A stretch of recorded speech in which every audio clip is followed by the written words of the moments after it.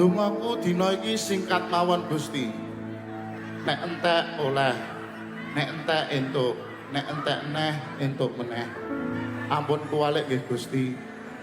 Dibaleni terus usahane, dibaleni terus dongane ngantek Gusti ngijabahi iki wayah mule.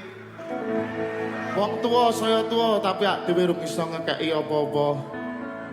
Muga-muga kabeh sing kene iso mulyake derajate keluarga. Saiki aku wis gedhe.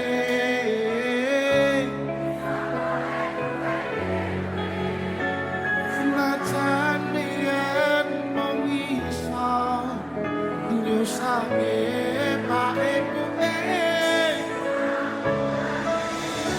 Saiki aku wis kerja. Senajan urip ora kosong.